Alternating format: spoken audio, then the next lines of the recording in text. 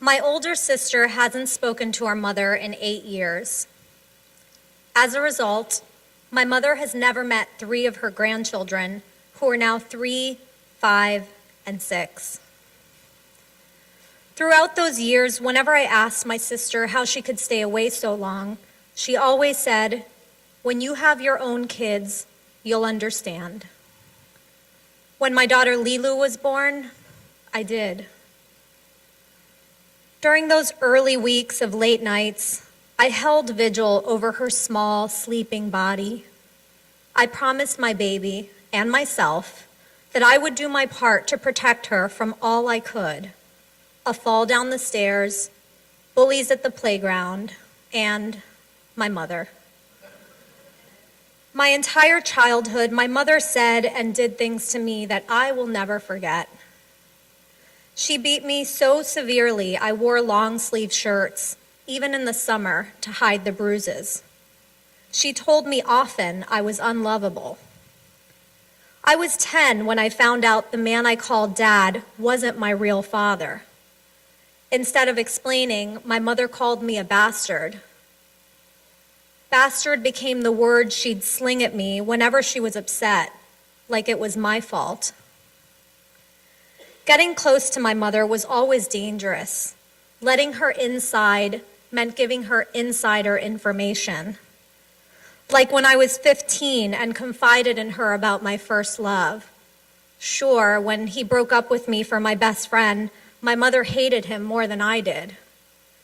But when she and I fought about something stupid, it could have been anything, she grabbed the hat box where I kept every love letter he'd written me, and right in front of me, she ripped them to shreds. And then she said, "Now suffer." As an adult, I keep most of my life private from my mother. I don't share my disappointments. She might use them to hurt me when she turns on me. I don't share my successes either. She might somehow have the power to ruin those for me too. The last time I let her in, even a little, she proved me right. She was complaining that she had nothing, and I tried to point to the things that were good in her life. I said, "Mom, you have 4 children. Do you know how many people out there desperately want to have children and can't?" At the time, I didn't have Lilu, but my mother knew I desperately wanted children. Then, the first opportunity she had, over an argument about my little sister, my mother said, "Don't tell me how to raise my kids. Go have your own. Unless, of course, you can't." Despite my relationship with my mother, I never want to vilify her to my daughter, like my mother vilified my grandfather to me. Whenever she fought with my grandfather, my mother brought up everything he'd ever done wrong.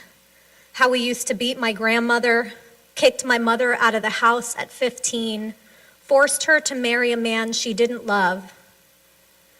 When I'd stand up for him, my mother yelled, "Deja de defender ese maricón." Quit defending that faggot. I'd cry and shout, "You're a liar. My grandfather's not gay." And my mother would proceed to furnish all sorts of proof that he was, never mind that I was 7. But no matter what she said, my grandfather had always been extremely loving to me, and I loved him more than I loved anybody else. We had our own relationship. So I've tried, for the last 2 years, to balance my desire to do what's right with my desire to protect my daughter. Though I could desperately use the help, I don't let my mother babysit. I keep my visits short, and when we're all together, I don't leave Lilu's side for a second. I was prepared for these precautions. Here's what I was not prepared for. When we visit, my mother greets Lilu with, "Love of my life, my beautiful girl, my sweet princess."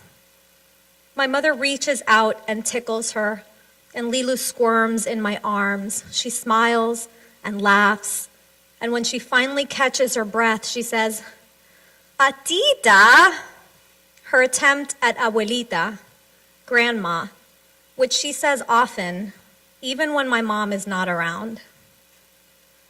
My mother bakes cookies for Lilu, cooks her favorite meal, rice and black beans.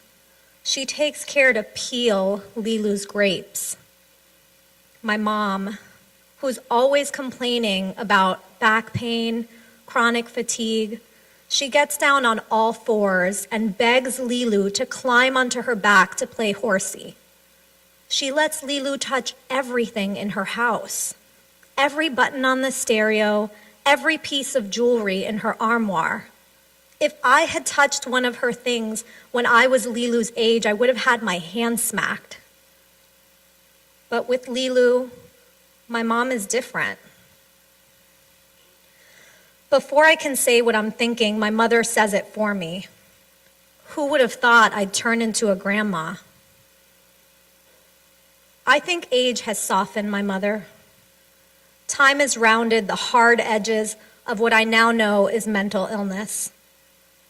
She still cycles between adoration and hatred, a classic symptom of borderline personality disorder, so I know I'll never be able to get my guard down. But I can't ignore her either. She's still my mom. 2 weeks ago, my mother invited us to a pumpkin patch. And as usual, my mother doted on Lilu and took about 100 identical pictures of her walking around the pumpkins. One picture stands out. It's one my mother's husband took.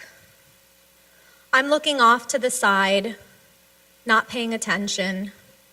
Lilu and my mom are facing the camera, beaming smiles.